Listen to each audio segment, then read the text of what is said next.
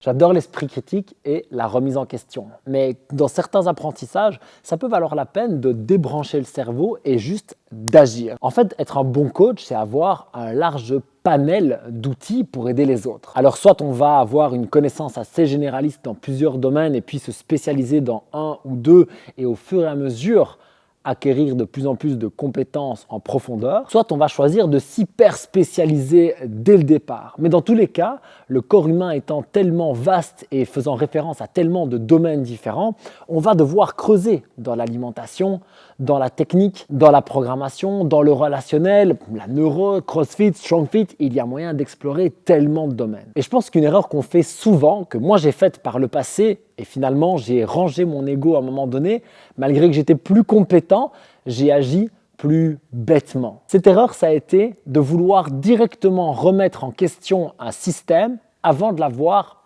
parfaitement appliqué et donc compris. Ok, donc je vous donne un exemple concret. En 2012, j'ai commencé à apprendre le CrossFit. D'abord par moi-même et puis en 2013, je suis allé faire mon Level 1. J'étais déjà coach personnel depuis 2010, donc 2 ou 3 ans, et j'avais envie de tout remettre en question. J'avais envie de creuser, j'avais envie de dire mais non, ça c'est pas comme ça, c'est comme ci, c'est comme ça. Et ça m'a apporté quelque chose de très bénéfique qui a été d'avoir du recul sur CrossFit et pas de rentrer dans un dogme ou parfois une secte, comme on peut le dire. Mais ça m'a aussi empêché de découvrir certaines choses. J'ai appris le Level 1 et je l'ai vraiment maîtrisé. J'ai coaché en one-on-one exactement comme c'était recommandé. Mais certaines choses de CrossFit ne me convainquaient pas et donc je les ai un peu mises de côté. L'exemple le plus évident, c'est les sit-ups. Et l'avantage, c'est qu'aujourd'hui, je ne suis toujours pas convaincu. Mais je n'ai même pas vraiment essayé. Au lieu d'intégrer des sit-ups dans une programmation et puis de me dire que ça ne marchait pas, je les ai balayés d'office. Et ça,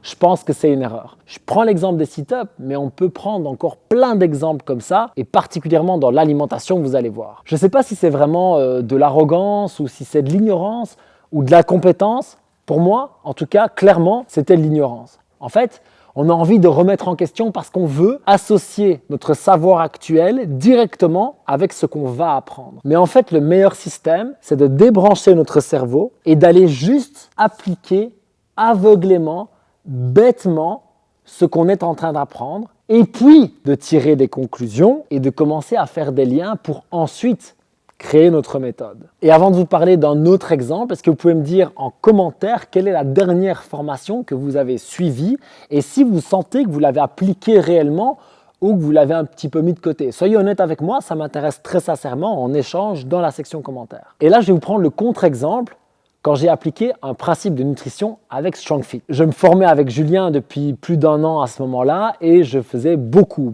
de formations StrongFit à ce moment-là. Et il est arrivé avec le protocole nutrition de StrongFit. Je l'ai découvert dans le mentoring programme et je l'ai mieux compris quand je suis allé faire un séminaire sur le système nerveux.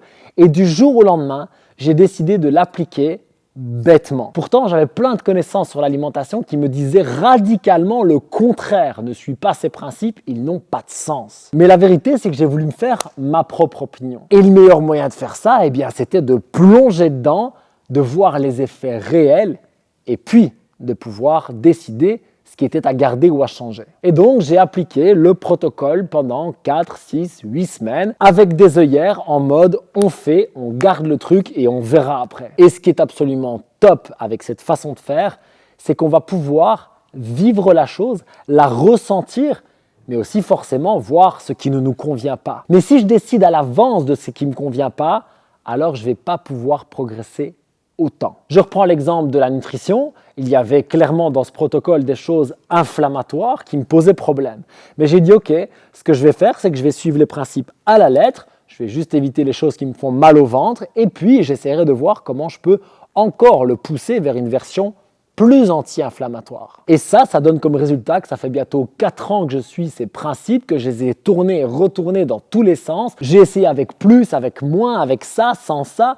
Et maintenant, ça me permet d'avoir une vraie compétence dans ce domaine, mais surtout de me l'être approprié. Je peux désormais le personnaliser, le twister, le mettre vraiment à la façon qui convient à mon client spécifiquement ou à un objectif précis que je veux atteindre. Et je suis certain que vous avez déjà fait l'erreur d'apprendre quelque chose ou en tout cas de vous intéresser à quelque chose et de directement dire bah non, ça me convient pas, je vais pas faire ça comme ça, oh, cet exercice-là, je vais le changer par ça. Et je pense sincèrement que c'est une erreur. C'est une erreur que j'ai faite plusieurs fois, comme je vous le dis. Et aujourd'hui, en 2022, je suis capable maintenant de me dire, OK, débranche et agis. Un exemple clair, c'est que fin 2020, début 2021, j'ai commencé à m'intéresser au programme de Knees Over Toes Guy, ATG Online Coaching. C'est le nom du site où on trouve les programmes et j'ai commencé à m'intéresser. Mais je n'ai pas plongé dedans complètement parce que j'étais en train de terminer d'autres programmes de mon côté. Mais j'ai toujours gardé en tête de faire une chose, essayer les exercices sans a priori,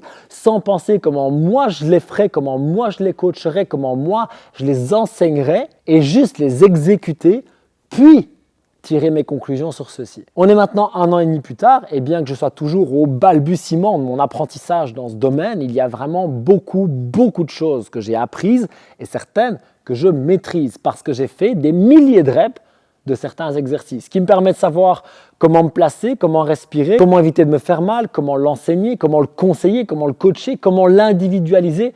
Toutes ces choses-là n'arrivent qu'en pratiquant encore et encore. Et j'ai envie de poursuivre avec un autre contre-exemple. Je suis allé faire le niveau 1 de la formation IP qui nous explique les bases de la neuro et puis qui va beaucoup plus loin dans le niveau 2 et le niveau 3. J'ai vraiment apprécié le premier niveau, c'était intéressant, le formateur est très bon, respect Madboul. Et en plus, il y a une bonne vibe qui se dégage des gens qui suivent ce truc, qui les enseignent, etc. Donc, c'était vraiment sympa. Et en sortant, je me suis posé une question. Est-ce que maintenant, tu peux plonger dedans de manière aveugle, exécuter, bosser, tirer des conclusions et donc peut-être l'intégrer dans ta pratique ou pas? Et là, clairement, je me suis dit, c'est pas le moment. J'ai trop de trucs pour le moment à faire, à creuser, à explorer et à perfectionner avant de pouvoir ajouter encore quelque chose. Donc, pas par désintérêt, mais justement parce que je pense que c'est très intéressant et que ça vaut la peine que je creuse plus, j'ai mis IP de côté. L'erreur que j'aurais faite en étant un plus jeune coach, ça aurait été d'y aller, de prendre des notes, de chipoter un petit peu, de twister ça à ma sauce et puis finalement d'avoir fait 1, 2, 3 niveaux et d'avoir pas appris grand-chose. Je le sais parce que je l'ai déjà fait avec d'autres formations et c'est ce que j'aimerais vous empêcher de faire avec cette vidéo. Maintenant, je sais que c'est fastidieux, je sais que ça prend du temps et je sais que ça demande de l'investissement et parfois des sacrifices. Parce que quand on suit un programme, quand on suit une façon de manger, quand on suit une façon de bosser, de réfléchir qui n'est pas la nôtre, c'est difficile, ça demande beaucoup d'énergie, ça demande beaucoup d'abnégation, c'est un vrai investissement. Mais honnêtement, avec maintenant 12 ans de carrière, je peux vous garantir que c'est le seul moyen d'acquérir une compétence en profondeur et pas en surface. Et maintenant, pour aller plus loin dans votre apprentissage et commencer à pratiquer réellement, je vous recommande cette vidéo dans laquelle je parle des 3 compétences extra-techniques qui sont nécessaires et notamment le fait de savoir apprendre. Allez la voir, elle est passionnante. Prenez soin de vous, continuez à coacher avec toute votre passion et continuez à accomplir chaque jour votre mission. Peace!